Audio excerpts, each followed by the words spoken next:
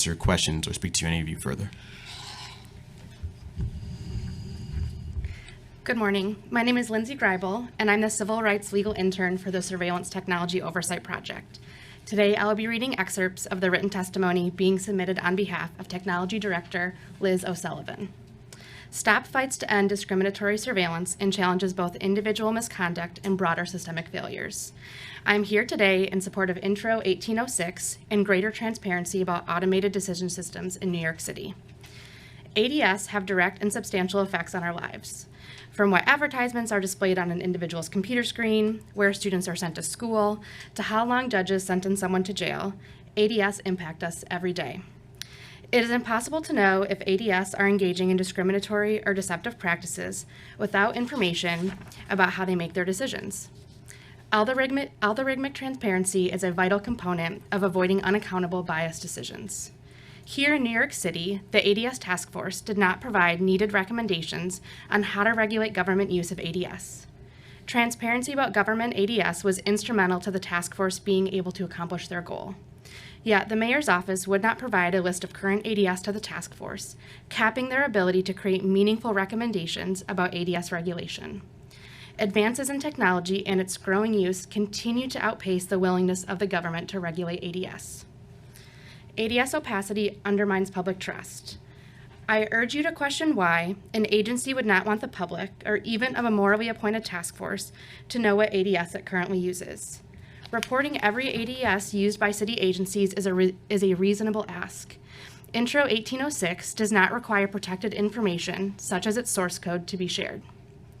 The impact and outcomes of ADS decisions cannot be researched without algorithmic transparency. Without transparency, we can't assess how ADS usage under real-world conditions can introduce or augment bias. Interacting with ADS can alter, in unintended ways, how an individual makes a decision through misguided trust of ADS. Advanced technology does not always lead to greater and better outcomes, and algorithms may amplify biases, not dismantle them. Examples of ADS errors are both numerous and heartbreaking.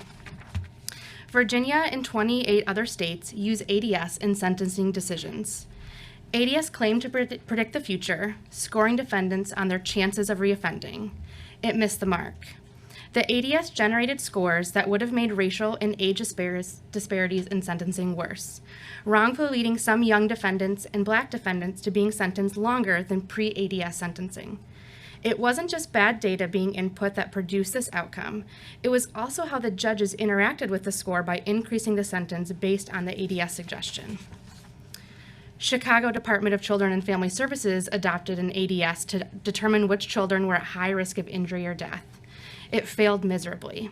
Overwhelming caseworkers with thousands of high-risk children to prioritize, yet child deaths continued to happen without ADS prediction. ADS was not predicting any of the worst cases. Instead, it diverted caseworker attention to others falsely deemed the highest risk. How the ADS was coming to its decisions was secret, so caseworkers did not know what would give a child a high-risk score. Poor training on how caseworkers should interact and interpret the data was at the crux of the problem. The goal is greater ADS transparency to ensure that bias and discrimination are not amplified by ADS or its users. Government agencies should not be allowed to hide behind the fallacy of math washing, where ADS are given a dangerous illusion of objectivity. It is time for government use of ADS to come out of the black box. We need transparency to ensure we have the necessary checks and balances to keep communities safe from algorithmic bias. It is critical that we have public oversight of how our city government uses these forms of technology. Today, I urge you to pass Intro 1806. Thank you. Thank you.